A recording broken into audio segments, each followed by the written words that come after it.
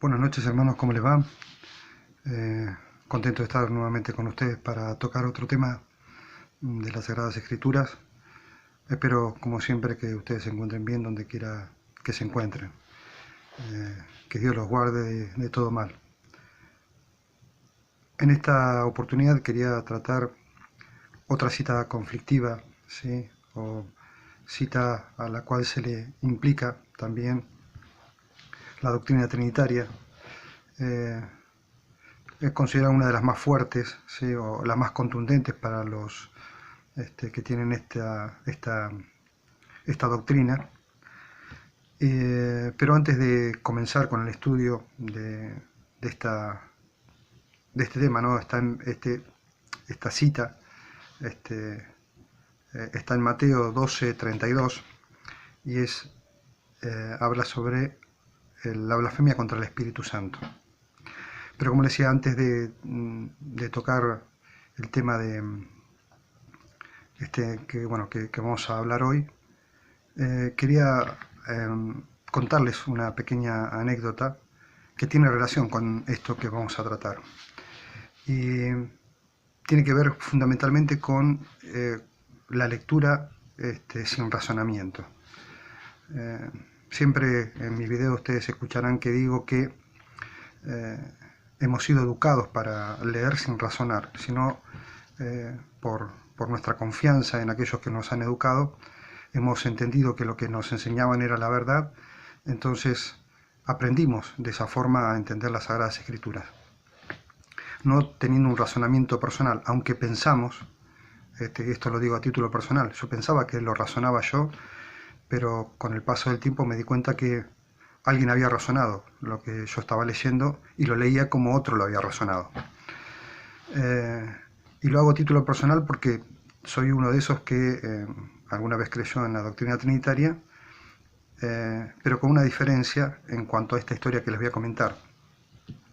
Cuando a mí me hicieron el comentario de que no existía la Trinidad y que a mí casi me causó gracia, y me fui a mi casa a buscar evidencia para mostrárselas a aquellos que me habían comentado esto, y sin nadie más que Dios como testigo, me di cuenta, buscando en las citas que yo tenía como bien sabidas de que presentaban la Trinidad, me di cuenta que no era tan así.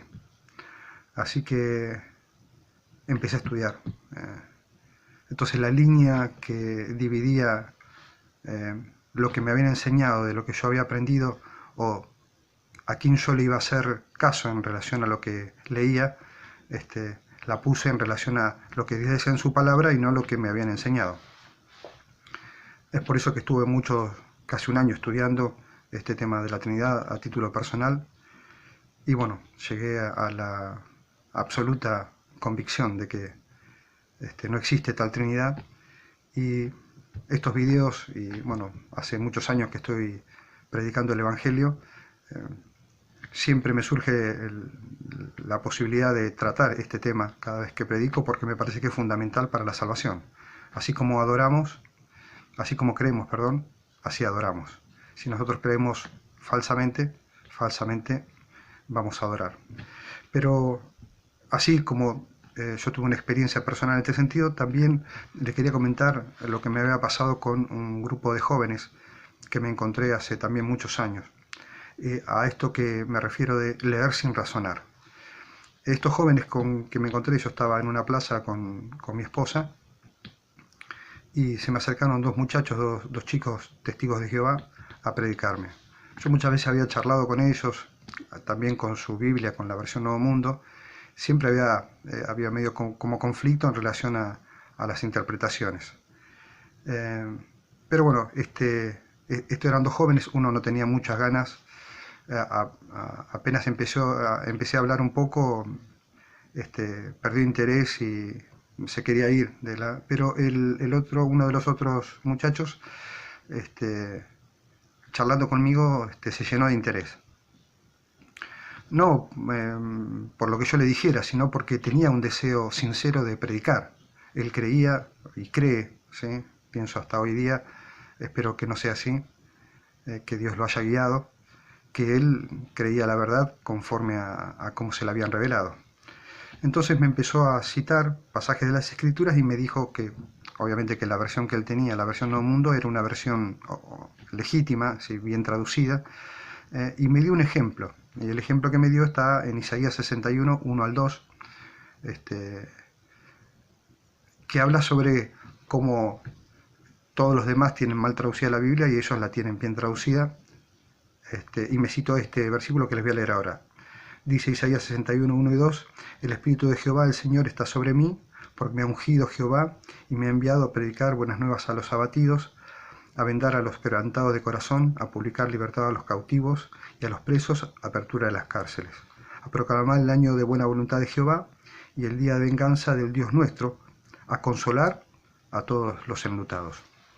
Cuando me lee esta cita, directamente se va a Lucas 4, 18 y 19, donde me presenta, ¿no?, que Cristo ahí en su ciudad de Nazaret se levantó para orar en el momento que empezó su ministerio, ahí a principios de su ministerio, y leyó Lucas 4, quedó referenciado ahí en Lucas capítulo 4, versículos 18 y 19, lo que había leído de Isaías 61.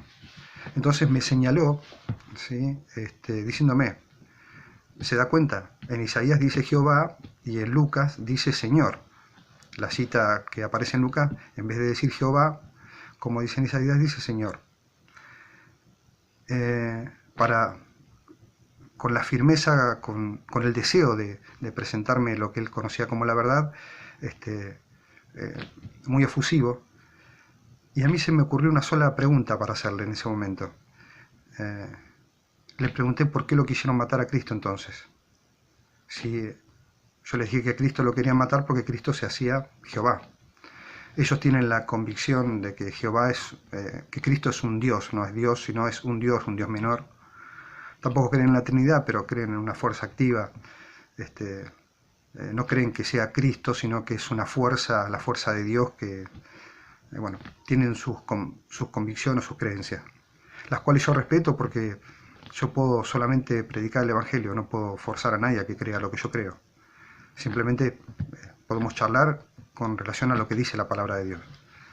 Cuando le dije por qué lo habían querido matar a Cristo, me llamó la atención la cara que puso, porque creo que Dios se lo mostró.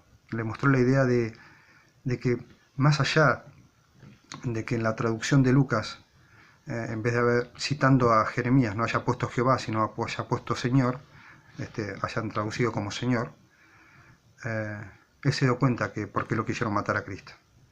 Y algo debe haber pasado en lo que él venía estudiando y esas ganas que tenía de predicar, porque su cara me demostró que realmente razonó lo que le dije. Y este es el gran problema con el adoctrinamiento. Se suele adoctrinar de tal forma que no se razona lo que se lee, sino que se lee conforme a lo que se les enseña a las personas. Y este es el gran problema del Evangelio. El gran problema para que la gente entienda lo que lee, porque lee lo que los demás entendieron e interpretaron del Evangelio. Yo he visto a través de predicar y de charlar con mucha gente, a muchos jóvenes, ¿sí?, que los jóvenes son los que más abiertos son para recibir planteamientos diferentes de lo que recibieron, a diferencia de los adultos. A los adultos les cuesta más, son más reacios, generalmente no quieren hablar. Esto es una cuestión generacional, no es una condición sine qua non. Esto no es una regla tácita, sino que puede variar, pero generalmente el joven es más acepto a recibir algún tipo de comentario más allá de su propia comprensión. Pero cuando un joven es adoctrinado, a diferencia del adulto, cuando presenta las cosas las presenta en forma violenta, ¿sí? El joven, cuando realmente una cosa es enseñar, pero cuando se le implanta una doctrina en la cabeza, reacciona violentamente, a diferencia del adulto, ¿sí? El adulto le cuesta más recibir, pero cuando uno abre campo con un adulto, es más receptivo, es más tranquilo. El joven se pone violento. Lamentablemente es lo que siempre quiso Satanás, es pervertir a la juventud. Y lo hace de esta forma, ¿no? Forzando o implantando cosas de tal forma que por el propio ímpetu de la juventud, cuando alguien le dice que no es verdad lo que está creyendo, se violentan. Esto para darles una idea de lo que siempre les comento. Uno debe leer los evangelios conforme a justicia, conforme a lo que Dios dice en su palabra, siempre y cuando no haya algo que deba ser interpretado, o que en algún lugar, en algún otro lugar de la Biblia, nos clarifique o nos dé una claridad diferente de lo que uno pueda llegar a entender como no literal, sino una simbología o interpretación. Como les decía, el tema de hoy se va a tratar de el pecado imperdonable, ¿sí? La blasfemia contra el Espíritu Santo.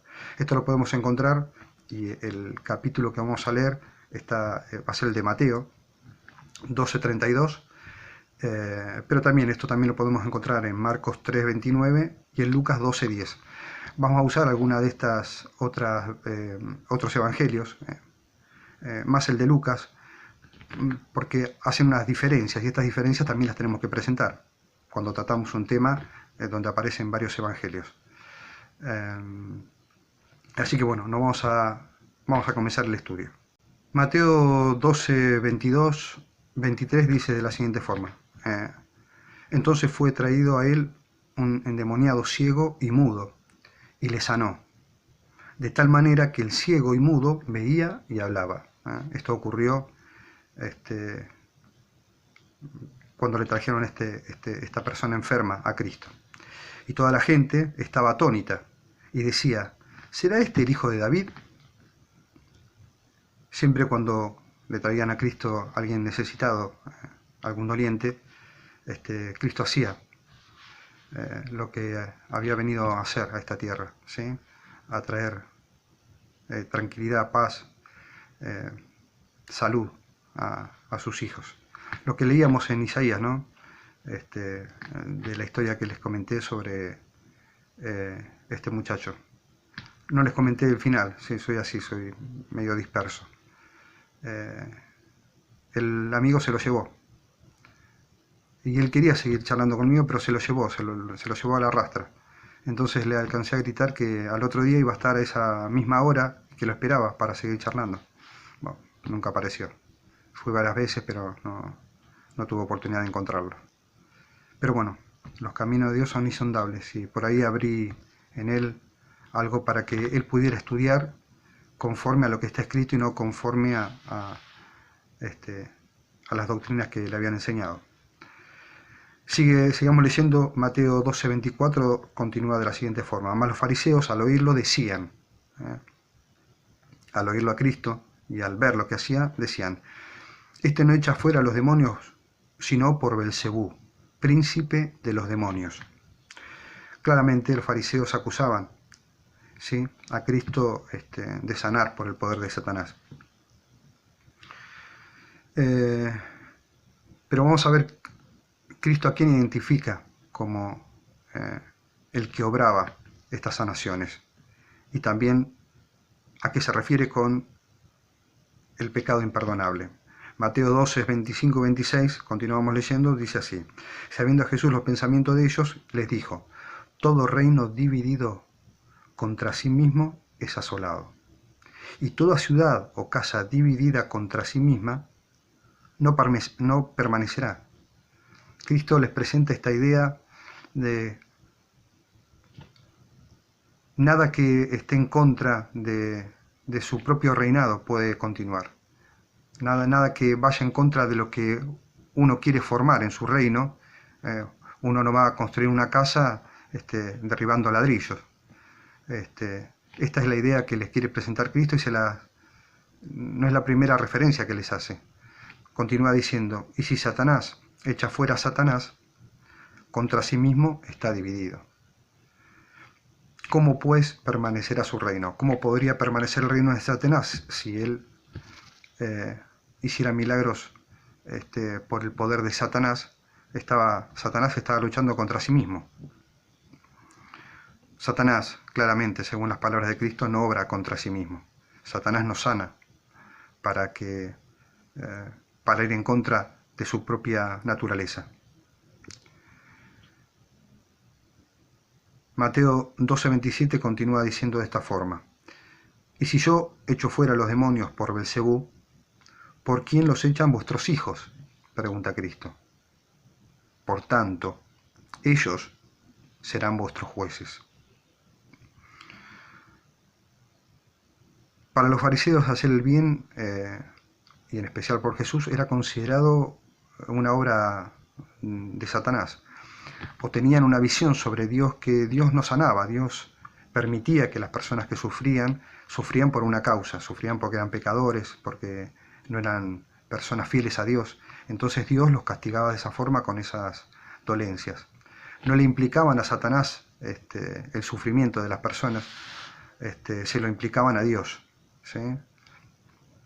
Y las personas que sanaban esas enfermedades, qué contradictorio, ¿no?, lo acusaban de Satanás. Cristo hace una pregunta, y una pregunta que no muchos se detienen a razonar en el contexto en el cual las dice Cristo, ¿no? Cristo pregunta si él echaba los demonios por el poder de Satanás, por el poder de Belcebú, ¿por quién lo echaban vuestros hijos?, les pregunta.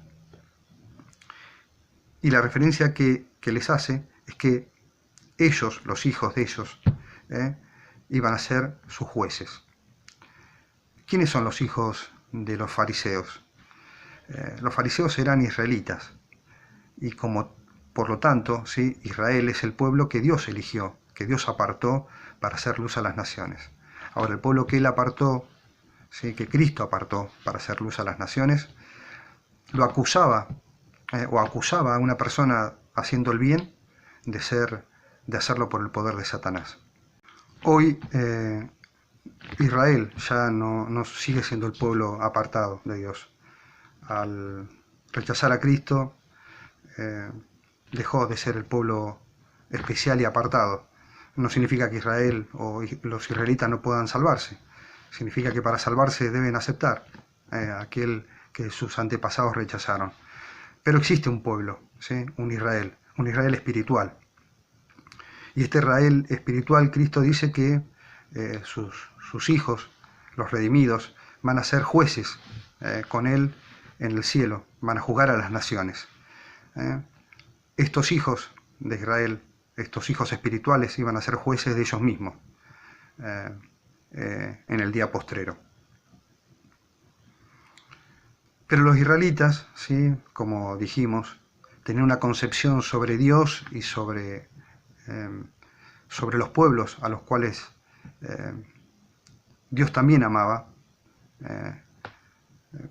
muy diferente a la visión que tenía Dios de estos pueblos.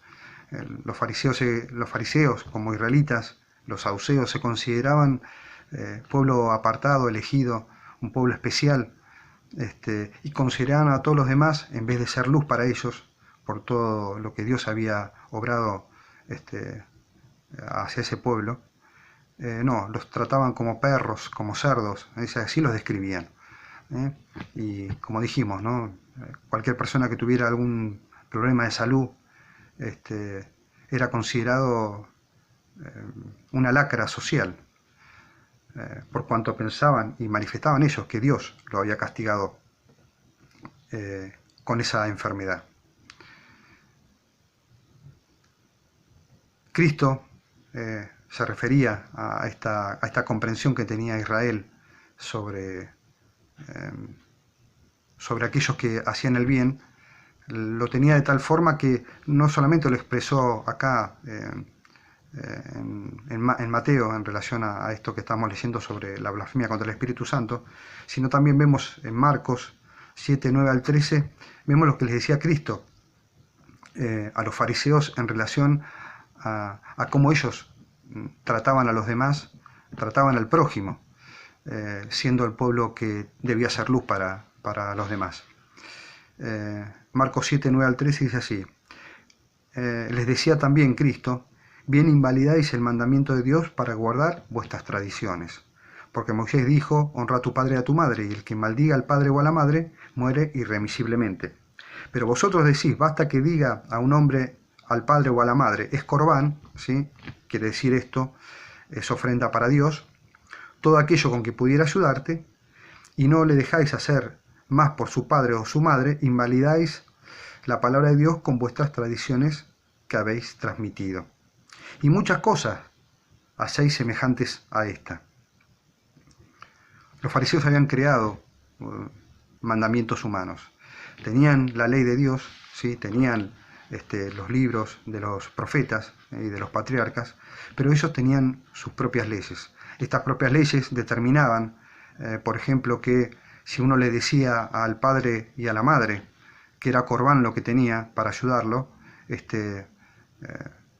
no, estaban libres de poder ayudar al padre y a la madre. Sus propias leyes se anteponían a la ley de Dios. No solamente este es un recordatorio, sino en Lucas 6 al 9, dice así: aconteció también en otro día de reposo, que Cristo entró en la sinagoga y enseñaba. Y estaba allí un hombre que tenía la mano seca. Y le acecharon los escribas y los fariseos para ver si en el día de reposo lo sanaría, a fin de hallar de qué acusarle. Mas él, conociendo los pensamientos de ellos, dijo al hombre que tenía la mano seca: levántate y ponte en medio. Y él, levantándose, se puso en pie. Entonces Jesús dijo: os preguntaré una cosa. ¿Es lícito en día de reposo hacer bien o hacer mal? ¿Salvar la vida o quitarla? Nadie se atrevió a decir nada. Pero ellos tenían leyes que decía que esto era contrario al mandamiento del sábado. Por eso que a Cristo se lo acusa, y hoy en día mucha gente piensa que Cristo transgredía el sábado. Él no transgredía el sábado, transgredía las leyes que tenían los fariseos, los saduceos, Israel, con respecto al sábado, que no era conforme al mandamiento. Porque ellos salvaban un animal de algún vecino, porque era algo económico. Si se caía en un pozo, dice, ustedes lo sacan al animal y se lo dan, se lo restituyen. Pero si ven a una persona con alguna dolencia, con alguna enfermedad, no lo ayudan, porque su ley dice que eso es trabajar, que es pervertir el sábado. Los fariseos estaban llenos de leyes. Esas leyes fueron las que no les permitieron ver a Cristo.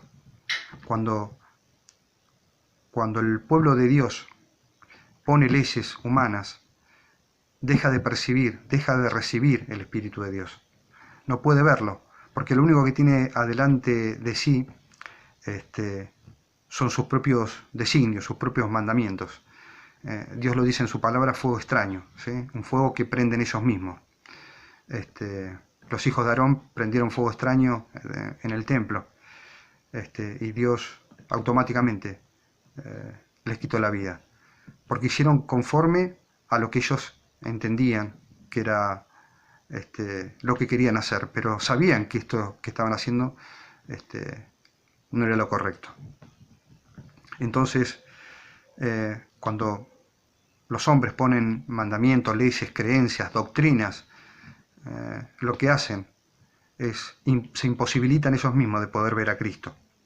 Esto le pasaba a Israel, y esto le pasa también al pueblo que hoy se llama cristiano. Y no voy a identificar a ninguno en particular, pero todos aquellos que van a determinadas iglesias, a sus iglesias, tienen sus propias creencias, sus propios dogmas, sus propias doctrinas. Debería empezar esas doctrinas conforme al Evangelio, más allá de lo que ya tienen como sabido, ¿sí? Porque así como Israel creía que lo que hacía era conforme a la ley, claramente Cristo les expresaba que esto no era así. El problema es que nosotros pensamos que somos mejor que Israel, o las iglesias piensan que son mejor que Israel, cuando miran lo que hacía Israel con Cristo. Si hoy estuviera Cristo ante nosotros, ¿qué ley, qué mandamiento nuestro, qué doctrina de nuestra iglesia nos haría imposible poder verlo a Él? Esto sería algo para meditar, para que cada uno revise cada cosa que cree si son conforme al Evangelio, Y si no es así, sería cuestión de, como todo hijo de Dios, arrodillarse, orar a Dios y leer con detenimiento y con oración la palabra de Dios.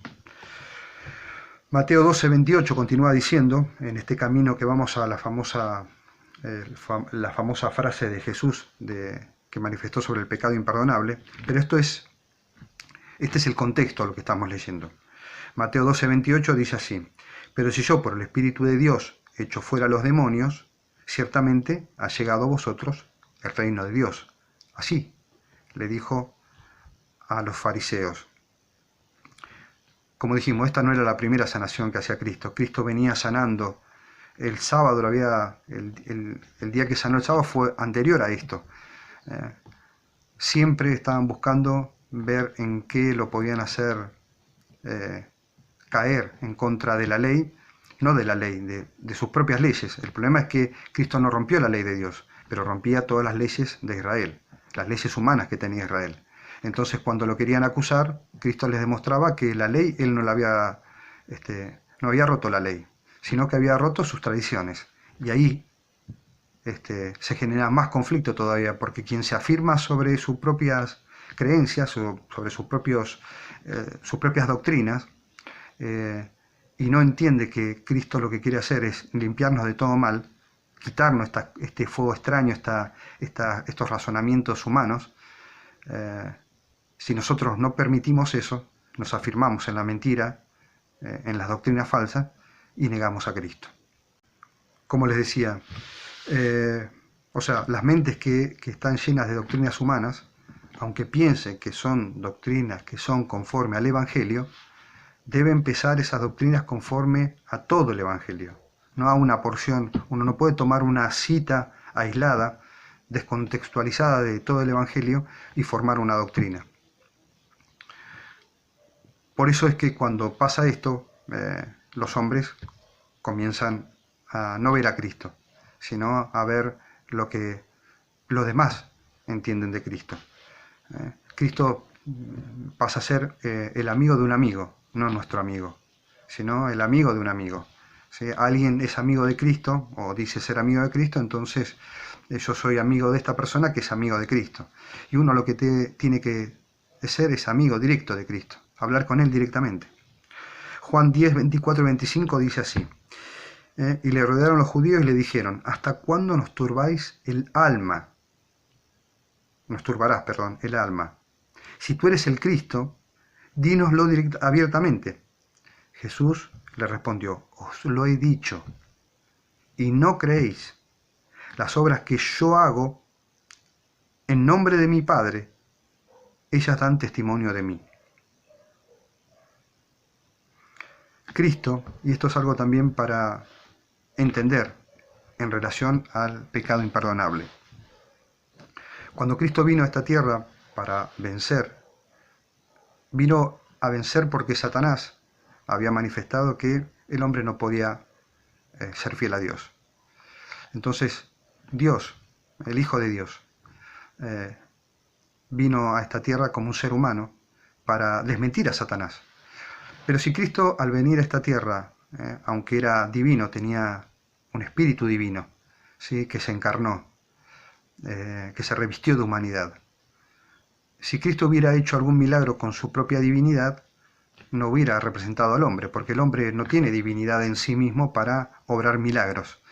Entonces tenemos que entender, leyendo todo el Evangelio, que Cristo cuando vino enteramente humano, y aunque dentro de él estaba su propio espíritu divino, su espíritu divino nunca intercedió, nunca obró a través de él.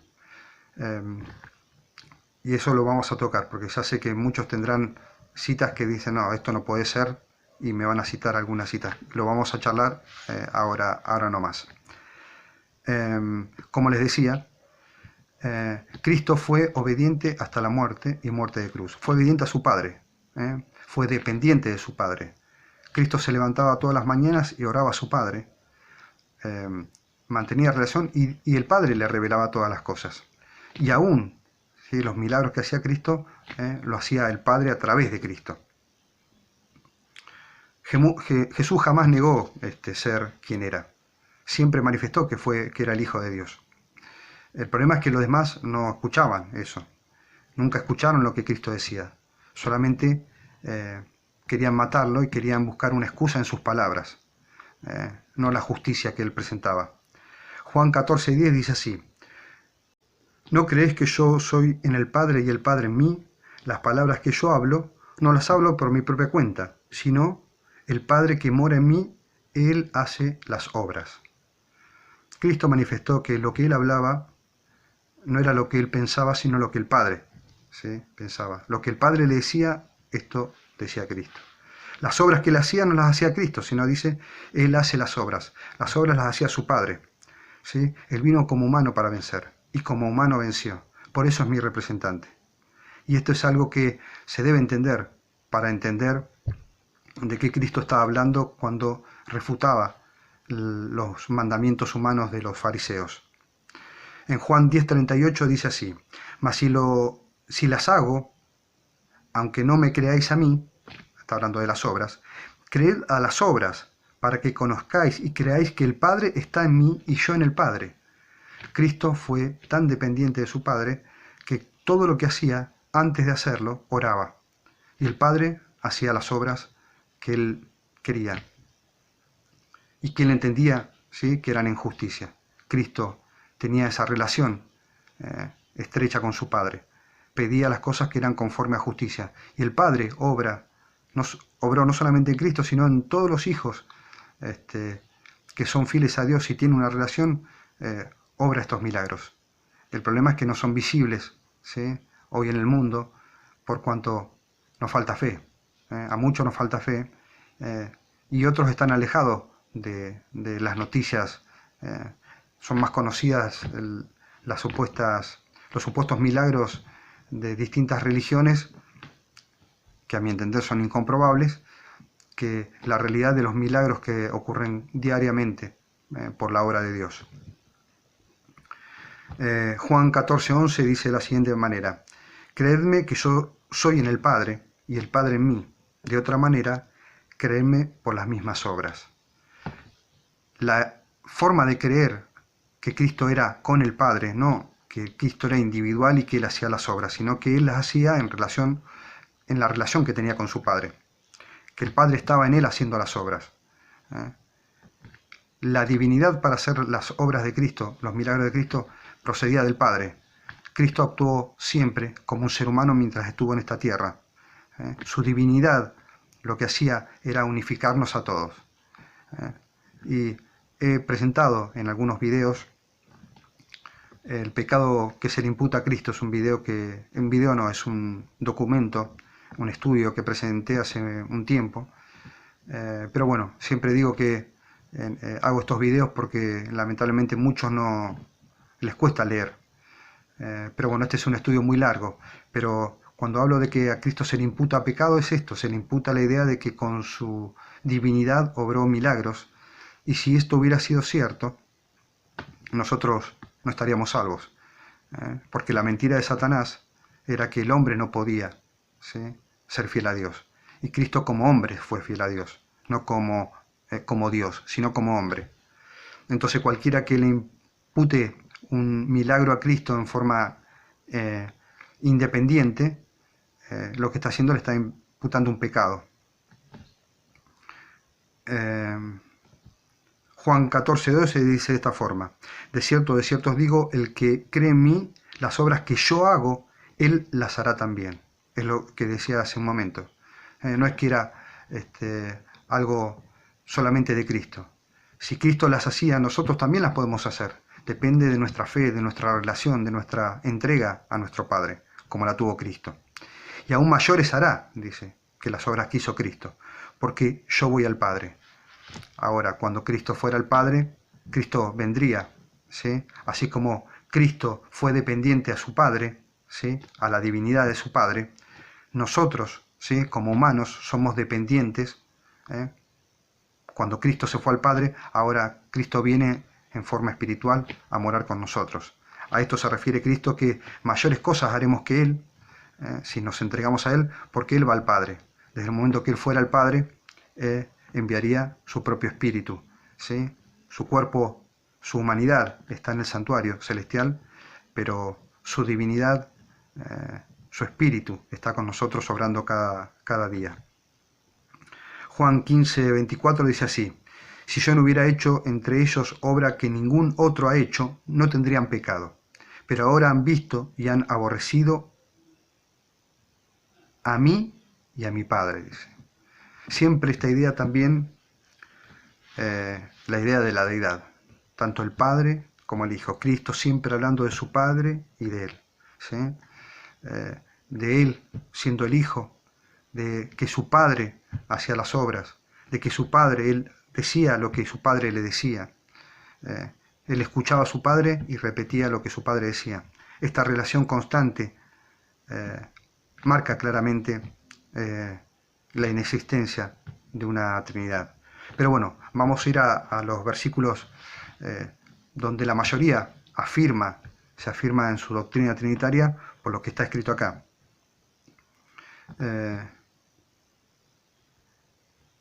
Juan, quería terminar con una cita en relación a esto que le digo de cómo Cristo venció. Juan 11, 41 al 44 dice así: entonces quitaron la piedra de donde había sido puesto el muerto, en relación a las obras de Cristo. Este muerto era Lázaro, ¿no? El amigo de Jesús, por el cual lloró Jesús en su tumba. Y Jesús, alzando los ojos a lo alto, dijo, oró. Lo que todo hijo de Dios debe hacer ante una situación extrema o de necesidad. Cristo siempre oraba a su Padre. Le oraba para hacer las obras, porque las obras eran hechas por su Padre, y la única forma es pedirle a su Padre, que el Padre hiciera el milagro que Él en su humanidad no podía hacer. Y el Padre contestaba siempre sus oraciones. De la misma forma, Cristo nos enseñó a nosotros a orar a nuestro Padre Celestial, ¿sí? Para que en el nombre de Cristo, ¿no? Por la justicia de Cristo, para que las necesidades que nosotros tenemos o las sanaciones que necesitamos en nuestra vida se cumplan en Cristo. Cristo dijo así: Padre, gracias te doy por haberme oído. Ya Cristo se nota que había hablado ya con su Padre, siempre hablaba con Él. Pero dice esto y lo aclara porque lo dice. Yo sabía que siempre me oyes, pero lo dije por causa de la multitud que estaba alrededor, para que crean que tú me has enviado. Esta resurrección de Lázaro fue muy importante, no solamente para Cristo, por el cariño que le tenía, sino en el ministerio de Cristo fue muy importante. Cristo acá lo que hace es pedirle a su Padre por esa sanación, y lo pide en una oración abierta hacia todos los que estaban congregados ahí junto al sepulcro. Y habiendo dicho esto, continúa diciendo, clamó a gran voz, Lázaro, ven afuera. Le oró a su Padre, y por la fe que tenía Cristo, ¿sí? Así como le pidió a su Padre por Lázaro, automáticamente hizo lo siguiente, llamó a Lázaro afuera. Y el que había sido muerto salió, atado las manos y los pies con vendas, y el rostro envuelto en sudario. Jesús le dijo, desatadle y dejarle ir. Debemos entender, debemos meditar y debemos estudiar profundamente la humanidad de Cristo. No es que Él no fue divino, pero su divinidad no tenía que ver con hacer milagros, sino con que Él era el Hijo de Dios encarnado. Mateo 12:29, volvemos a los versículos, después de haber entendido esto que Cristo presentaba constantemente de cómo hacía las cosas, por qué decía lo que decía y cómo hacía las obras que hacía. Mateo 12:29, como dijimos, continúa diciendo de esta forma, porque ¿cómo puede alguno entrar en la casa del hombre fuerte y saquear sus bienes? En relación a que él lo acusaban de hacer las obras de Satanás, hacer las obras por el poder de Satanás. Vuelvo a leer, porque ¿cómo puede alguno entrar en la casa del hombre fuerte y saquear sus bienes, si primero no le ata? Y entonces podrá saquear su casa. Cristo, para poder hacer sus milagros, primero debía atar a Satanás. Entonces esto se los enseña a los fariseos. Los fariseos le decían que él lo hacía por el poder de Satanás. Pero Cristo dice, para poder hacer las obras de Satanás, primero hay que atar a Satanás. ¿Y cómo lo hacía Cristo? Oraba a su Padre, como lo leímos anteriormente. Pero como dijimos, también muchos dirán, no, pero Cristo hacía sanaciones, o Cristo fulguraba su divinidad. Sí, en Cristo fulguraba la divinidad, pero nos dice que esa divinidad era producto o fulguraba, ¿sí? Porque Él quería que fulgurara esa divinidad. Esa divinidad fulguraba en Cristo, ¿sí? Cuando oraba a su Padre, ¿sí? Y su Padre venía a Él. El monte de la transfiguración es un hecho obrado por su Padre. Él va a orar al monte y lleva como testigos a Juan, Santiago y Pedro, y en esa transfiguración es producto de la gloria de Cristo, de su divinidad, pero por la oración, porque quería mostrarles a los discípulos la gloria de su reino, ¿sí? Quería mostrarle lo que iba a ser el reino de su gloria. Y en esa oración el Padre, desciende el Espíritu del Padre, la gloria del Padre, y ocurre esto que les acabo de contar. Esto está en Lucas 9, 28 y 29, dice así: aconteció como 8 días después de estas palabras, que tomó a Pedro, a Juan y a Jacobo, y subió al monte a orar. Y entre tanto que oraba, la apariencia de su rostro se hizo otra, y su vestido blanco y resplandeciente. Siempre la oración antes de estas obras de glorificación y de cómo Cristo se manifestaba en su gloria. Mateo 17:5 dice así, hablando de esto mismo, de la transfiguración de Cristo. Mientras él aún hablaba, una nube de luz lo cubrió, y aquí que una voz de la nube que decía: este es mi hijo amado, a quien tengo complacencia, a él oíd. Se manifiesta la idea que, mientras está hablando del mismo hecho, ustedes lo pueden corroborar. Mateo 17:5, Lucas 9, 28 y 29 está hablando del mismo hecho. Pero siempre, aunque como son evangelios distintos, alguno puede contar algo que suma a la totalidad de la historia en cuestión, al relato en cuestión. Y esto es lo importante, no quedarse simplemente con lo que dice un solo evangelio por ahí, porque en otro evangelio por ahí amplía un poco más la idea en relación a lo que Cristo nos quiere mostrar. Segunda de Pedro, ¿sí? Y a esto me refiero de cómo, siendo Pedro un testigo vivo de esa situación, cómo cuenta Pedro la transfiguración de Cristo. Segunda de Pedro 1, 16 al 18 dice así: porque no nos hemos dado a conocer el poder y la venida de nuestro Señor Jesucristo siguiendo fábulas artificiosas, sino como habiendo visto con nuestros propios ojos su majestad. Pues cuando Él recibió de Dios Padre honra y gloria, le fue enviada desde la magnífica gloria una voz que decía: este es mi Hijo amado, en el cual tengo complacencia. Y nosotros oímos esta voz enviada del cielo, cuando estábamos con Él en el Monte Santo. Ahí Pedro, siendo testigo vivo de esto, manifiesta que esto no fue porque Cristo se glorificó a sí mismo por un deseo personal, sino que quería mostrarle algo, y Pedro lo dejó referenciado acá, también lo cuenta Mateo, por lo que le habían dicho sus consiervos, de cómo fue el hecho en sí, ¿sí? Claramente Pedro nos manifiesta acá, ¿sí?, que fue Dios, el Padre, que dio honra y gloria a Cristo en esta transfiguración. Y que esta transfiguración no se dio simplemente por la gloria del Padre, sino la propia gloria de Cristo, ¿sí?, que se manifestó en ese momento de transfiguración. A esto me digo que muchos pueden decir: no, Cristo sí sanaba por sí mismo. Les recomiendo que lean y estudien con profundidad las Escrituras. Cristo siempre actuó humanamente y fue dependiente de su Padre en todo momento. También podemos citar la idea de que Jesús, esta cita es muy importante también de aclarar, ¿no?, en relación a lo que les estoy diciendo, cuando la mujer que tenía este problema de sangrado constante, y que fue a Jesús con mucha fe, pensando que solamente tocándolo podía ser sanada.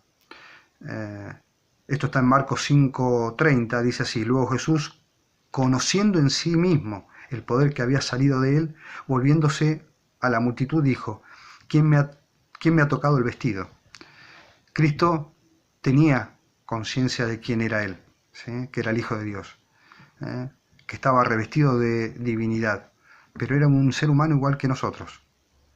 Él podía sentir, ¿sí?, que su divinidad fulguraba, podía sentir que de sí mismo salía poder, pero esto no significaba que él obrara ese poder. Cristo siempre manifestaba, ¿no? Si tuviésemos fe, ¿sí?, lo que le pediríamos al Padre se cumpliría en el acto. Y esto fue una obra de esta mujer, la fe de esta mujer en Cristo. Tenía mucha fe en Cristo, y cuando fue con solamente la idea de que tocándolo iba a ser sanada, ocurrió. Y Cristo sintió la fe de esta mujer, sintió que de él salió poder, por eso se frenó y quedó registrado esto en los evangelios. Pero bueno, continuemos con nuestro relato, que tiene que ver con puntualmente la blasfemia contra el Espíritu Santo y cuál es su verdadera comprensión. Mateo 12, 30, 31 y 32 dice de la siguiente forma: el que no está conmigo, dijo Cristo, está contra mí. Es literal Cristo. Cristo en ese sentido no tiene términos medios. Es que la verdad es así, ¿sí? No hay términos medios, ahí pueden haber tibios, pero estos tibios son los que están en contra de Cristo. Y este es el llamado que Cristo siempre nos hace, ¿no? A estar de su parte, de su lado, a ser dependientes de Él, porque Él desea lo mejor para nosotros, de tal forma que vino a morir en nuestro lugar. Cristo decía, ¿no? El que no está conmigo, contra mí es. Y el que conmigo no recoge, dice, desparrama, el versículo. Y esta es una realidad. Por lo tanto, os digo, todo pecado y blasfemia será perdonado a los hombres, mas la blasfemia contra el Espíritu Santo no le será perdonada. A cualquiera que dijere alguna palabra contra el Hijo del Hombre, le será perdonado, pero al que hable contra el Espíritu Santo, no le será perdonado, ni en este siglo ni en el venidero. Debemos detenernos acá para hablar justamente de lo que trata este video. Cristo le refiere esto a aquellos que lo acusaban a él, ¿sí? No estaban acusando al Espíritu Santo de sanar, lo estaban acusando a Cristo de sanar. Cristo es el que estaba haciendo la obra de sanación. Entonces Cristo les manifiesta, ¿sí?, a estos que no estaban aceptándolo a Cristo, que todo pecado será perdonado, aún contra el Hijo del Hombre. ¿Quién es el Hijo del Hombre? Él era el Hijo del Hombre, ¿sí? Su humanidad, lo que siempre decimos, lo que venimos hablando hasta ahora, ¿sí? La humanidad de Cristo es el Hijo del Hombre. En esta tierra, en su vida, Él perdonó. Aún a Pedro, tenemos el caso de Pedro, que aún blasfemándolo, Cristo lo perdonó. Lo perdonó porque de corazón se arrepintió y fue a Cristo. Y no negó su culpa, asumió su responsabilidad de haberlo negado e insultar para negarlo, ¿sí?, blasfemar para negarlo. Y en contraposición tenemos a Judas, que lo entregó, ¿sí?, pero no se arrepintió, se suicidó. Cristo acá les habla a los fariseos, a estos que lo estaban acusando a él. Siempre tenemos que tener en mente el contexto y el por qué Cristo dice lo que dice. Si recordamos, Él dice que si Él por el Espíritu de Dios, no dice que por el Espíritu que es Dios, sino por el Espíritu de Dios echaba fuera a los demonios, el reino de los cielos se había acercado. Como dijimos, Cristo sanaba por el Espíritu de su Padre. Cristo hacía las obras por el Espíritu de su Padre. Entonces la blasfemia es endilgarle a Cristo una obra de Satanás. ¿Sí? Porque el que hace las obras, el que hacía las obras a través de Cristo era nuestro Padre, ¿sí? El Espíritu de nuestro Padre. Y Cristo, antes de ascender a los cielos y de poder recibir todo poder en el cielo y en la tierra, fue dependiente de su Padre, y su Padre obró en espíritu mientras él estuvo en esta tierra. Como nosotros hoy podemos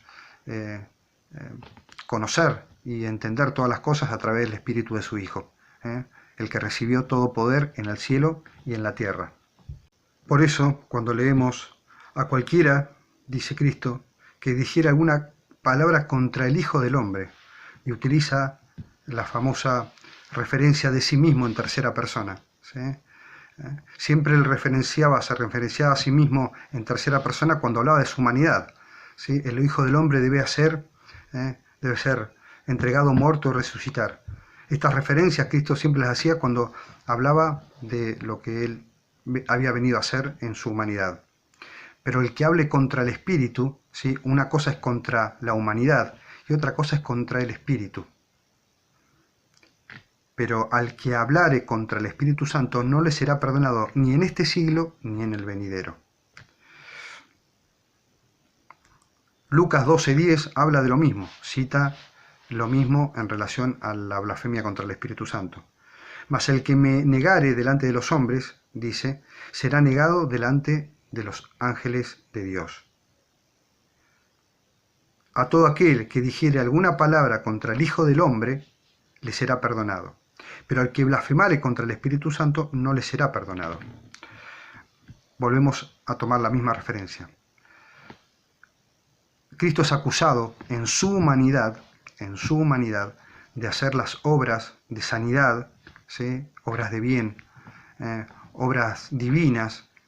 Era acusado de hacerlas por el poder de Belcebú, de Satanás, por los fariseos. Cristo les manifiesta, les advierte que lo que ellos hacían al acusarlo, primero trata de convencerlo diciendo un reino dividido, ¿sí? No puede progresar. Satanás no va a ir en contra de sí mismo, porque si no su reino no subsistiría. Entonces, para que entendieran que las obras que él hacía eran obras de bien, no eran obras de mal. De la misma forma como lo había manifestado durante todo su ministerio, les advertía nuevamente sobre que todo pecado sobre el Hijo del Hombre, ¿sí? Hace esta referencia, volvemos a decirlo, hablando sobre su humanidad, iba a ser perdonada. Pero ellos sabían que Cristo referenciaba que las obras que hacía las hacía por el poder de su Padre, en contraposición con lo que manifestaban los fariseos de por qué y por el poder de quién él hacía las obras. Los fariseos decían que lo hacía por el poder de Belcebú. Cristo siempre manifestó que lo hacía por el poder de su Padre. De la misma forma, como dijimos y repetimos, Cristo, después de ascender a los cielos, se le dio todo poder en el cielo y en la tierra. Cuando él venció, se le dio todo poder en el cielo y en la tierra. Entonces, la obra para seguir trabajando sobre esta tierra, ¿sí? Para seguir obrando en favor de la humanidad, su humanidad está en el cielo, pero su divinidad, ¿sí? Liberada después de su resurrección, es la que obra en nosotros. Esto es presentado claramente en Juan 14, ya he hecho un video sobre esto, manifestando la promesa de Cristo sobre su propio, sobre él mismo como el Consolador. Palabra que también explico en el video, Paracletos, o Paráclito, que significa abogado, se tradujo como Consolador, pero es él el abogado. Cristo manifestó que vendría a nosotros y moraría con nosotros. No dijo que moraría otro, sino que Cristo mismo moraría, o sea, a través de su Espíritu. Así como Cristo hacía las obras por el poder de su Padre, ¿sí? Por el poder del Espíritu de su Padre, todo pecado, ¿sí? Que se hiciera contra ese Espíritu que quiere obrar en nosotros, eso es el pecado imperdonable, es no aceptar lo que Cristo puede hacer en nuestra mente, en nuestro interior, en este templo. Esta la blasfemia contra el Espíritu Santo que Cristo les plantea, ¿sí? Y los cuales no pueden entender porque obviamente se anteponían todas sus doctrinas y sus comprensiones en relación a quien tenían enfrente. Ellos no podían ver al Hijo de Dios, sino simplemente a alguien que usurpaba sus doctrinas. Mateo 12:33 dice así: o haced del árbol bueno y su fruto bueno, o haced del árbol malo y su fruto malo. Pero Israel tenía una forma rara de leer las realidades. No podía decir que las obras de Cristo eran malas, no podía decir que las sanaciones eran malas, pero decía que quien las hacía era malo. O sea, decían que un árbol producía frutos, un árbol malo producía frutos buenos. Que Cristo, siendo malo, producía frutos buenos. O sea que Cristo le dice, esto no puede ser así. O el fruto da, o el árbol bueno da frutos buenos y el árbol malo da frutos malos. No se pueden mezclar las cosas. Y Cristo termina diciendo ahí en Mateo 12:33, porque por el fruto se conoce el árbol. Si Cristo hacía buenas obras, ¿sí?, quien lo guiaba a Cristo debía ser alguien bueno, alguien divino. Cristo dijo, yo soy el Hijo de Dios. Y los fariseos, en vez de aceptar por las obras, como Cristo manifestaba constantemente, que si no le creían a Él, le creyeran por las obras que hacía su Padre a través de Él, pero no. Israel hoy manifiesta, el Israel de este tiempo manifiesta que ellos necesitan una tercera persona que ministre entre el Padre y el Hijo. Cristo siempre dijo, mi Padre y yo. Conocían los fariseos claramente que los frutos de Cristo eran buenos, pero querían reconocerlo como malo, ¿sí? Esto es lo que hace Satanás en las mentes de las personas que no desean a Cristo en su vida. Mateo 12:34 y 35 continúa de esta forma. Cristo les dice, ¿no? Generación de víboras. A él lo habían acusado de Belcebú, de Satanás. Y Cristo le dice, generación de víboras. Y la víbora es una representación de la tentación. Lo que hacían constantemente con Cristo, lo venía a tentar para hacerlo caer, para tratar de matarlo. La víbora es una acusadora, ¿sí? Es una referencia del acusador, del mentiroso, ¿sí? del tentador, ¿sí? Generación de víboras, le dijo, ¿cómo podéis hablar lo bueno siendo malos? Ellos, como generación de víboras, como generación que no amaba a Dios, hablaba lo que había en su corazón, ¿no? De la abundancia del corazón habla la boca. Porque de la abundancia del corazón, justamente dice, habla la boca.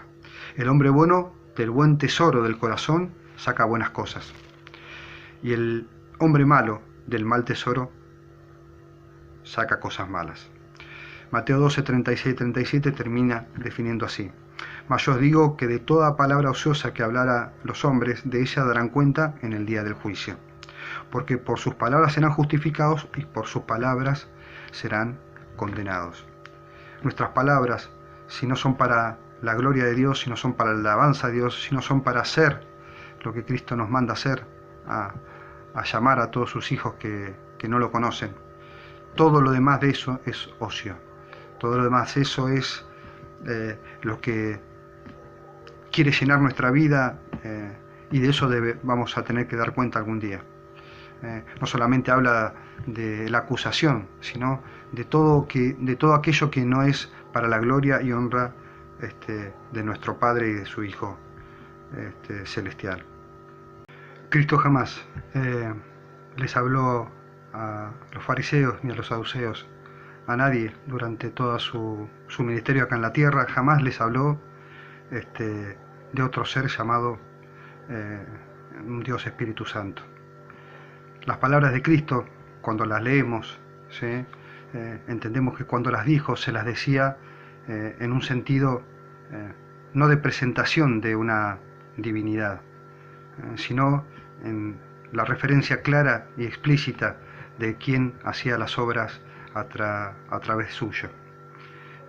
Y entendiendo que Cristo es el Hijo de Dios y que posee los mismos atributos de Dios, pero mientras estuvo en esta tierra como un ser humano, obró de esa forma, pero suelto los dolores de la muerte, cuando resucitó, fue a sus discípulos y después, en vida, de haberles hecho la promesa del Consolador, sopló sobre los discípulos el Espíritu Santo. Juan 20, 21, 22 dice así: entonces Jesús les dijo otra vez: paz a vosotros, como me envió el Padre, dijo Cristo, así también os envío. Después de resucitar, Cristo les manifiesta a los discípulos lo mismo que él había vivido en su humanidad. Así como el Padre me envió, yo los envío a vosotros. Y habiendo dicho esto, sopló y les dijo: recibid el Espíritu Santo. Cristo sopla sobre ellos su Espíritu, para que esperaran en unidad, después de ascender a los cielos y recibir todo poder en el cielo y en la tierra, recibir este poder para poder derramarse enteramente a sus discípulos a través del Pentecostés, derramar su Espíritu Santo. Y esto también queda claro en Gálatas 4:6, cuando nuestro amado discípulo Pablo nos dice: y por cuanto sois hijos, aquellos que somos hijos de Dios, Dios envió a vuestros corazones el Espíritu de su Hijo, el cual clama: Abba, Padre. ¿Sí?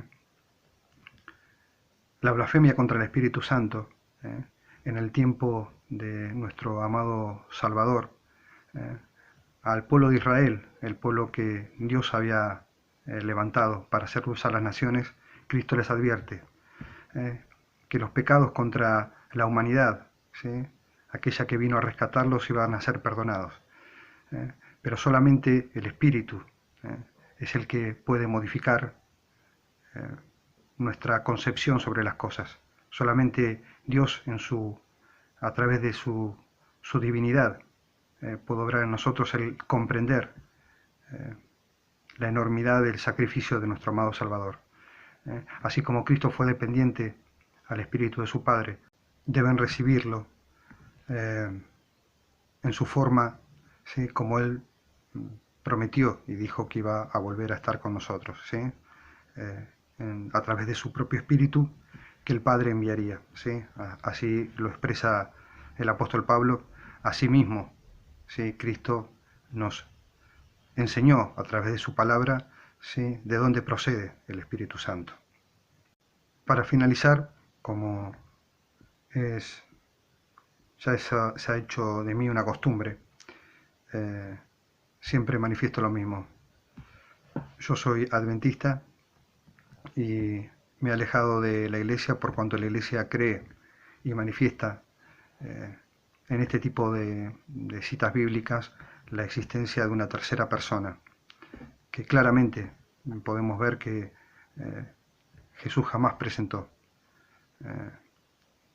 y mucho menos se la presentó a aquellos que lo rechazaron, ¿sí?, la idea del Espíritu Santo. Su divinidad, la idea de su divinidad se la presentó a sus discípulos, aquellos que lo quisieran recibir, no al pueblo que lo crucificó. Pero quería hablarles siempre al pueblo adventista, entendiendo que todavía ellos manifiestan creer en la mensajera de Dios. Yo como adventista sigo creyendo que hay muchos hijos de Dios en el pueblo adventista que cree en la Trinidad, y de la manera que tengo de expresarles, no solamente a través del Evangelio, sino a través del espíritu de profecía, a través de la mensajera que Dios envió.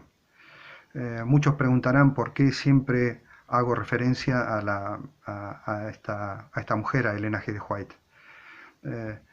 Y mi respuesta es simple. todas las religiones tienen sus profetas modernos, digo, ¿no? Y nadie los cuestiona. Los testigos de Jehová tienen la Watchtower, no sé cómo se llaman bien, Watchtower, los que están ahí, que supuestamente, según su doctrina, son de los 144.000, y sus libros, ¿sí? Los libros que estudian los testigos de Jehová, los reconocen, es más, los manifiestan abiertamente, que son aquellos que Dios les revela las cosas. Un católico dirá que el Papa o los representantes de la Iglesia, lo que les manifiestan es palabra de Dios. Los evangélicos tienen profetas hoy vivos que les hablan, y si uno le pregunta a un evangélico en dónde se congrega, va a decir en la iglesia de tal pastor. O sea que reconoce en ese ser a alguien que referencia a la palabra de Dios. Pero el pueblo de Dios, al cual yo pertenezco como adventista, pero no a este pueblo que niega la deidad, sino que avala una Trinidad católica, ¿sí? Una concepción católica, este pueblo, ¿sí?, niega a su profeta, trata de ocultarla y dice que nosotros debemos solamente presentar el Evangelio. Y es así, uno debe presentar el Evangelio, nunca debe dejar de presentar el Evangelio, pero tampoco uno debe negar al espíritu de profecía, a la mensajera de Dios. Nunca debe negar el espíritu de profecía, menos ellos deberían negarlo, teniéndole supuestamente, ¿sí?, lo tienen como una doctrina fundamental, pero constantemente se insta a que no se la nombre a la mensajera de Dios. A ellos quiero nombrarle la mensajera de Dios, por eso es que la nombro, porque a mí no me da vergüenza hablar de Elena G. de White. La nombro con orgullo porque fue una hija de Dios fiel, y que cualquiera que me pida o me demande o me quiera manifestar algo que ella haya dicho que no es conforme al Evangelio, yo siempre estoy dispuesto a charlarlo y a presentarle no lo que le dijeron que ella dice, sino lo que ella manifestó a través de sus escritos. Pero como les digo, al pueblo adventista le quiero citar el espíritu de profecía, le quiero citar lo que Dios inspiró a esta mujer para que nosotros tengamos como pueblo adventista luz adicional con respecto al Evangelio. Les quería leer una cita que está en El Deseado de todas las gentes, un libro muy conocido en la Iglesia Adventista, en la página 292. El Deseado de todas las gentes, página 292, de lo que la mensajera de Dios hablaba en relación a esto, y que yo entiendo que es conforme a justicia. La mensajera de Dios nunca contradijo la Biblia, hasta donde yo tengo entendido de todo lo que he leído de sus escritos. Ella manifestó esto que les voy a leer. Dice así: al rechazar a Cristo, el pueblo judío cometió el pecado imperdonable. Vuelvo a leer. Al rechazar a Cristo, el pueblo de Dios cometió el pecado imperdonable. Y desoyendo la invitación de la misericordia, podemos cometer el mismo error. Ya la mensajera estaba advirtiendo al pueblo de Dios que podía cometer el mismo error, y lo cometió. Lo cometió porque le induce a este texto bíblico, a esta charla que tuvo Cristo con los fariseos en relación a la sanación que había tenido, que había obrado, le inducen una tercera divinidad inexistente, como es el Dios Espíritu Santo. No es que no exista el Espíritu Santo existe, ¿sí? Es Cristo el Espíritu Santo. Y como el Padre también manifestó su Espíritu Santo a través de muchos pasajes de las Escrituras, del cual he hablado en otros videos y en mis estudios que he publicado. Sigue diciendo la mensajera de Dios, después de decir, y desoyendo la invitación de la misericordia, podemos cometer el mismo error. ¿Cuál error podía cometer la Iglesia? Bueno, rechazar a Cristo, ¿sí? Y así cometer el pecado imperdonable. El pecado imperdonable tiene que ver con rechazar a Cristo, ¿sí? La blasfemia contra el Espíritu Santo, ¿sí? El pecado imperdonable es rechazar a Cristo. Sigue diciendo: insultamos al príncipe de la vida y le avergonzamos delante de la sinagoga de Satanás y ante el universo celestial cuando nos negamos a escuchar a sus mensajeros. El pueblo adventista desoye las palabras proféticas de la mensajera de Dios a la cual ellos dicen creer. Y lo avergüenzan a Dios, dice ella. Lo avergüenzan a Dios ante Satanás, ¿sí? Y ante el mundo entero, negando lo que ella por inspiración escribió sobre las Sagradas Escrituras. Escuchando en su lugar, dice, a los agentes de Satanás que quieren apartar a Cristo de nuestra alma. La Iglesia hizo eso. Es profético este escrito que tiene más de 150 años. Mientras uno hace esto, no puede hallar esperanza ni perdón y perderá finalmente todo deseo de reconciliarse con Dios. La Iglesia niega, ¿sí? Dice que no debemos citar a la mensajera, y yo les digo, hermanos adventistas, donde quiera que se encuentren, más allá de que este estudio es abierto para cualquiera, ustedes habrán notado que no ha hecho mención a ninguna religión, pero siempre al final de este video y de algunos otros que he hecho, siempre quiero hacer una acotación al pueblo adventista y citar a la mensajera de Dios, que claramente definió quién era, cuál era el pecado imperdonable, ¿sí? Contra quién se estaba cometiendo. Y proféticamente, vuelvo a repetir, que el pueblo adventista está cumpliendo la profecía que la mensajera de Dios manifestaba en este escrito, vuelvo a decir, deseado de toda la gente, página 292. Espero, hermanos, aquellos que son adventistas como aquellos que no lo son, no tienen obligación, aquellos que no lo son, de creer a la mensajera de Dios. Pero, como les he manifestado a lo largo del estudio, este estudio se puede entender claramente con la Biblia, ¿sí? No es condición sine qua non aceptar otros escritos, pero yo como adventista creo a esta mujer que fue mensajera de Dios, creo que lo fue, y puedo probar con sus escritos que lo fue. Esta es mi fe, y mi fe debe ser respetada como yo respeto la fe de cada uno de ustedes, siempre y cuando sea avalada por las Sagradas Escrituras.